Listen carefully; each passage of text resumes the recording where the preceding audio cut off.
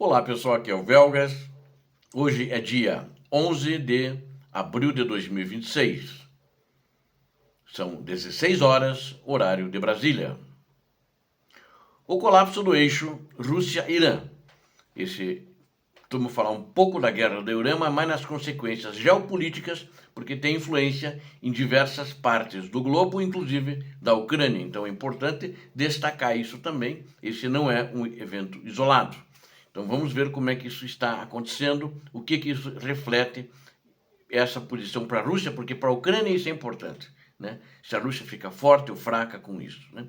Então, e nesse vídeo justamente nós vamos analisar como essa operação que os americanos batizaram de Epic Fury, ou seja, fúria épica, né? E a degradação do regime iraniano estão destruindo os pilares estratégicos do Kremlin.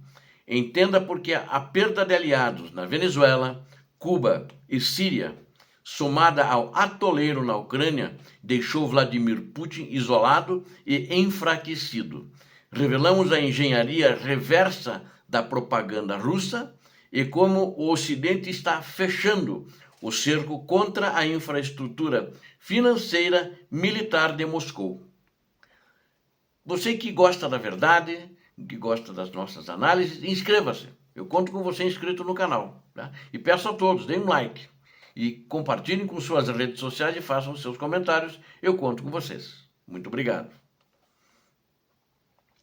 Bom, então vamos lá. A retórica agressiva da Rússia sobre o atual conflito lá no Irã, na operação Fúria Épica, o Epic Fury, né, revela uma verdade que o Kremlin tenta esconder. Moscou está perdendo terreno em escala global e é um prejuízo muito difícil de retomar. E acho que não vai conseguir porque os aliados deles é que estão perecendo, o que estão tendo grandes prejuízos. Durante uma reunião estratégica em março, o presidente do Conselho Europeu, Antônio Costa, afirmou que a Rússia seria a única vencedora dessa guerra. Respeitosamente, eu discordo do presidente do Conselho Europeu. Esta análise é limitada e ignora o fato fundamental de que uma peça-chave está escapando no tabuleiro de Vladimir Putin. A ansiedade demonstrada pelo aparato midiático russo não é um sinal da degradação, não é um sinal de força, mas é um sinal da degradação do eixo liderado pela Rússia, China e Irã. Ou seja, não é um sinal de força. Ele está sendo degradado nesse eixo. Principalmente está sendo liderado pela Rússia. A China está mais quieta, mas ela faz parte desse eixo. Ela era a maior compradora de petróleo do Irã. Alexander Dugin, que é o principal ideólogo do ditador da Rússia, Vladimir Putin, admitiu recentemente que a guerra dos Estados Unidos e de Israel, vocês vejam bem isso, de Estados Unidos e de Israel contra o Irã é, na verdade, uma guerra contra a própria Rússia. Ele reconheceu isso. Eu não sei se até talvez alguns mandatários reconhecem isso, talvez não. Mas esse ideólogo, o Dugin, ele reconhece corretamente, na minha opinião, que a luta no território iraniano é uma disputa direta pela hegemonia global, onde Moscou se encontra em posição enfraquecida até por esses eventos que eu falei no início, né, em relação a outros países, porque após ser expulsa da Síria, com a queda de Bashar al-Assad, que era o principal aliado dele no Oriente Médio, ela foi expulsa, eles não quiseram ficar com a Síria, que os russos ficassem, inclusive, com a Síria, né? E a Rússia perdeu influência sobre a Armênia e o Azerbaijão, né, que já disseram que vão cuidar da vida deles sozinhos, não querem mais saber da Rússia. A Rússia tenta desesperadamente recuperar a sua posição regional. A situação para o Kremlin é crítica. Também do outro lado do Atlântico também a situação é crítica, com a perda de influência sobre parceiros históricos, como Venezuela e Cuba. Enquanto isso, na Ucrânia, o exército russo está atolado há mais de 4 anos, sofrendo perdas humanas e materiais absolutamente inimagináveis E o mundo inteiro sabe disso, ele não pode mais negar isso. E ele sabe que todo mundo sabe que ele está numa situação difícil lá. Ele tem prejuízos não bilionários, provavelmente trilionários em dólares. Ele nunca vai admitir isso.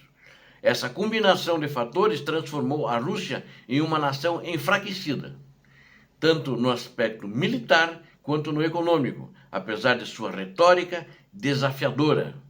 Ele sempre se comporta como se ele estivesse por cima.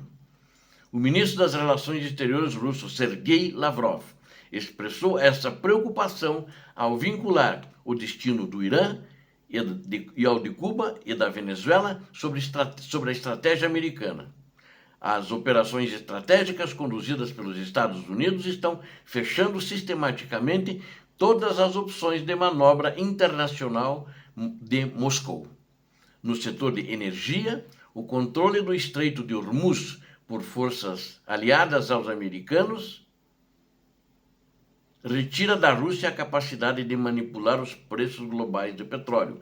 Por isso, os americanos se esforçam para que o bloqueio do Estreito de Hormuz pelo Irã, ele tem que acabar. O único gargalo que ali ainda existe é por causa disso. Então não é porque Donald Trump liberou a Rússia para exportar que o petróleo vai cair de preço, não. Você lembra quando ele anunciou que o Estreito for liberado, o preço caiu a menos de $100 agora, essa semana, né? Só que quando viram que não foi liberado, Irã ainda continuava e ainda estava cobrando pedágio, o preço voltou ao patamar anterior.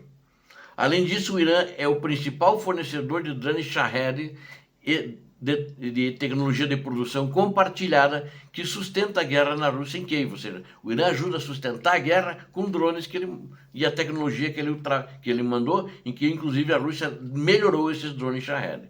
Ou seja, degradar a capacidade militar iraniana, degradar a capacidade militar iraniana significa interromper diretamente a linha de suprimentos que permite à Rússia realizar ataques de drones contra o território ucraniano. Existe também a dimensão financeira, onde a sofisticada rede de evasão de sanções construída por Teherã servia como pulmão para os bancos russos. Ou seja, eles ajudavam a Rússia para poder burlar as sanções. O desmantelamento deste sistema compartilhado de bancos paralelos e empresas de fachadas corta o financiamento da Guarda Revolucionária e da máquina de guerra Rússia. Com um Irã enfraquecido, a Rússia perde seus últimos instrumentos de controle sobre o Cáucaso e a Ásia Central, regiões que buscam independência total, longe do controle da tutela de Moscou. A paz histórica entre Azerbaijão e Armênia, ocorrida após a Guerra dos 12 Dias em junho, é um reflexo direto esse aconteceu antes da Guerra da Ucrânia, um ano antes, tá? Então, em 2021, essa paz histórica é um reflexo direto da perda de poder militar do regime iraniano. O Ocidente deve aplicar uma regra prática essencial neste momento. Quando os russos dizem do que têm medo, devem ouvir atentamente, né? E não acreditar nas mentiras que eles falam. Para concluirmos essa operação Epic Fury, né? Operação Fúria Épica, representa um dos ataques mais diretos e eficazes ao poder estratégico russo em décadas. Ao atingir o Irã, os aliados atingem o coração da logística e das finanças que alimentam a invasão da Ucrânia. A Rússia, hoje isolada de seus parceiros na América Latina e no Oriente Médio, assiste ao desmoronamento de sua rede de influência. Acho que isso é o que tem mais importância. Ela queria sempre ser um país global, mas era global no eixo do mal. Ela, na minha opinião, ela nunca foi, já disse isso muitas vezes, uma potência mundial. Ela é uma potência regional. E agora acho que nem isso poderá ser. O futuro de Moscou depende agora de um eixo que está sendo sistematicamente desmantelado pela superioridade estratégica ocidental. Obrigado a vocês que assistiram esse vídeo, conto com vocês. Inscrevam-se no canal, deem um like, compartilhem e façam seus comentários. Peço a Deus que abençoe a todos vocês, que abençoe a Ucrânia, que abençoe o Brasil. Paz e bem, paz para toda a humanidade.